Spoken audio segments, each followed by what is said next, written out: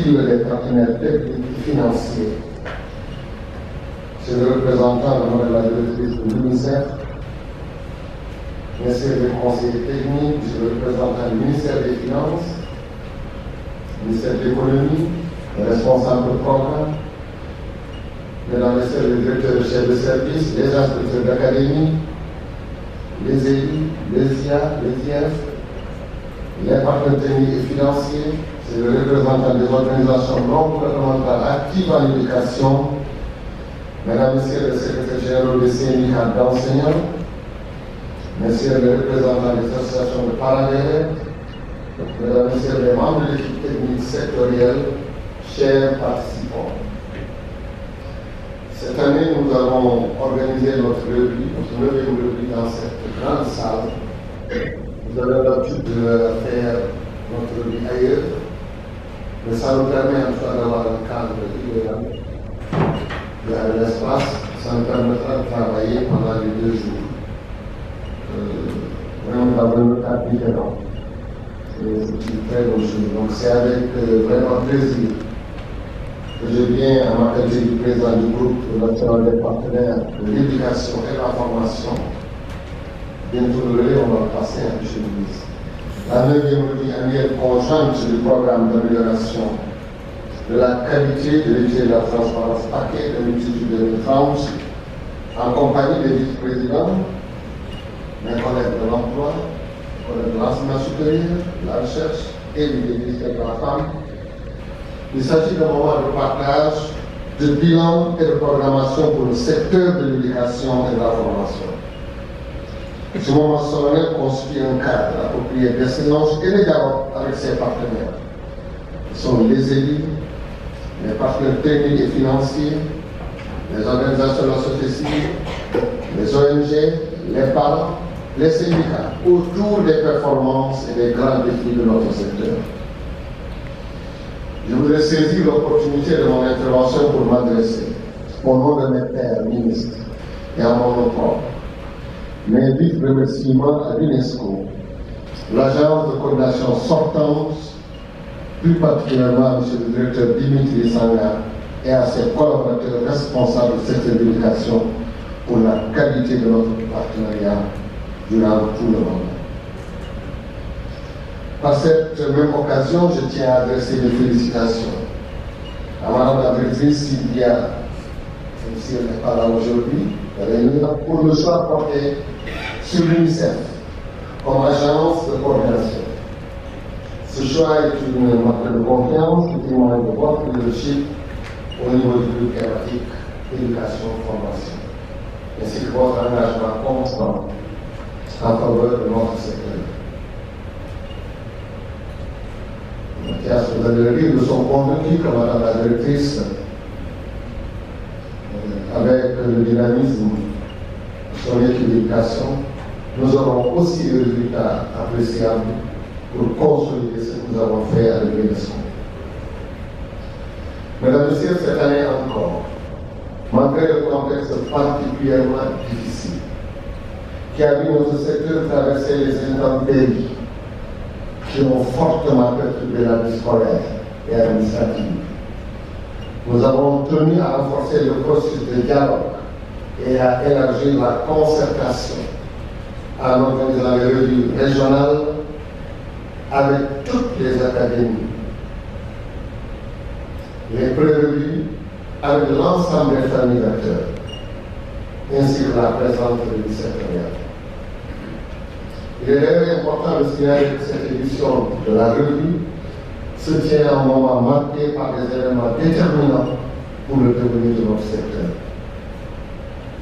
C'est tout l'intérêt de les inclure dans nos échanges. Il s'agit de, premièrement, de la préparation de l'évaluation de la phase 2018-2022 et l'élaboration de la prochaine phase 2023-2026 de notre programme sectoriel de paquet. Deuxièmement, et c'est important, de la formulation des requêtes pour le financement du PME, auquel notre pays est éligible. Le financement pour le renforcement des capacités, le fonds à effet multiplicateur, le financement pour la transformation du système qui sera accompagné par un pacte de partenariat.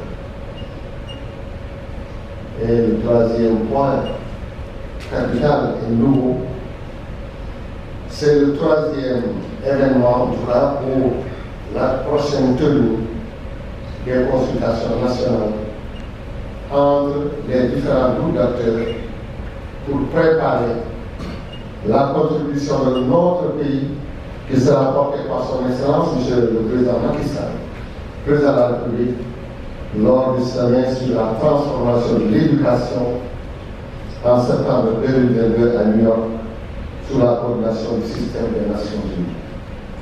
Ça, cette consultation est essentielle. Et d'ailleurs, nous allons partir certainement le 27-28 à l'UNESCO, un pré-sommet pour préparer vraiment cette grande rencontre sur la transformation de l'éducation, ce sommet au niveau donc de New York le 19 septembre. Et demain, je reviendrai ici avec mon collègue, mes deux collègues, enseignant supérieur et formation professionnelle, pour lancer ces consultations nationales. Qui nous permettra d'assurer tous les acteurs et préparer notre pré-sommet à Paris et puis le grand sommet également au niveau des États-Unis par le président de la République. Ces événements majeurs considèrent que certains qui font de cette présente édition celle-là une opportunité pour consolider le renouveau de notre système éducatif avec toutes les nouvelles ouvertures qui s'offrent à nous. À ce titre, cette revue sectorielle constitue une occasion supplémentaire pour analyser avec l'accent du GNPF la portée de la mise en œuvre des grands actions politiques éducatives durant l'année 2021, jeté également les bases majeures de nos actions pour l'année 2022. Elle permettra ainsi, à travers ce processus inclusif et participatif, de procéder à un examen approfondi, comme vous l'avez dit, des performances du secteur et de la formation en vue de rendre compte des réalisations de l'année 2021 et de définir ensemble également des perspectives pour une meilleure prise en charge donc, de notre programme de parcours. De manière plus spécifique, il s'agira de partager le niveau de réalisation des recommandations de la 8e revue du paquet tenu en juillet 2021. Deuxièmement, d'analyser les performances sectorielles sur la base de la matrice des indicateurs clés des performances de suivi du paquet pour la période 2018-2022 et de la 2021. De valider le rapport annuel de performance, notre RAP 2021 et le plan de travail, le PTA 2022 du paquet. Et enfin, d'identifier les difficultés rencontrées au cours de la mise en œuvre du paquet afin de préconiser des solutions et de formuler éventuellement des recommandations. Mesdames et messieurs, ces invités, l'année scolaire 2021, dont les performances seront présentées et appréciées.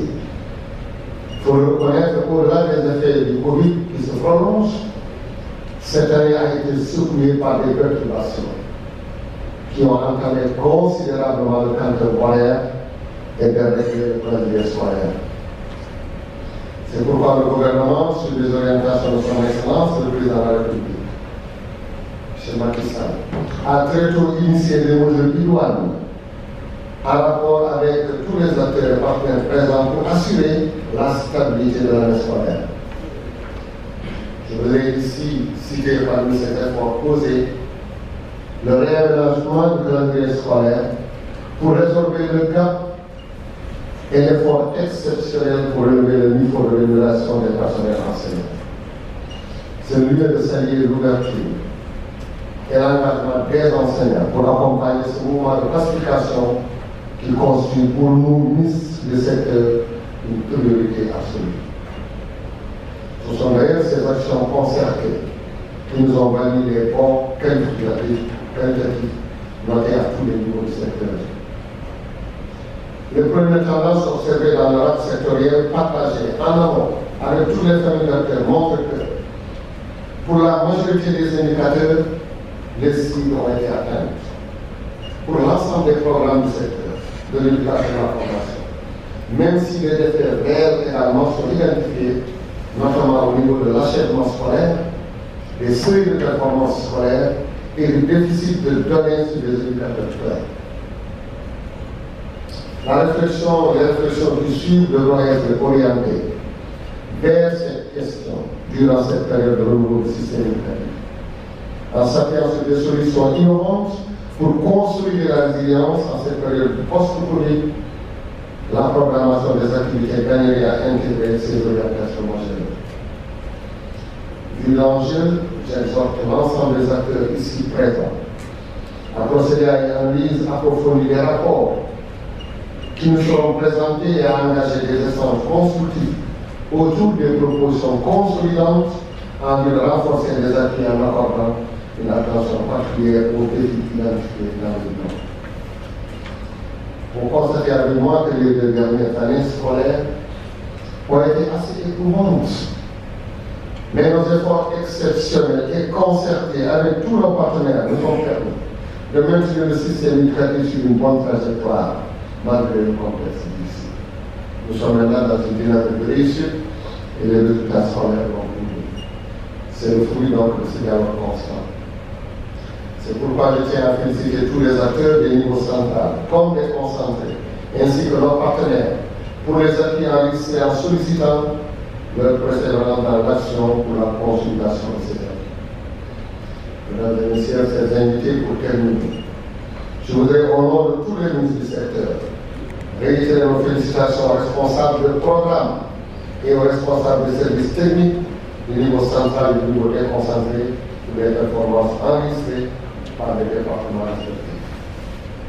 Ces félicitations vont également à l'endroit des membres de l'équipe technique sectorielle pour la qualité des documents et leur effort, leur engagement pour la bonne organisation de cette réunion conjointe. Je tiens en fait à réaffirmer ma reconnaissance à l'endroit de tous les acteurs du système, notamment les élèves, les enseignants, ainsi que tous les partenaires d'éducation, syndicats, secteur privé, parents d'élèves, élus, ONG et PDF, pour leur concours constant pour la réalisation des objectifs que nous sommes fixés pour un service éducatif équitable et de qualité. Je vous remercie.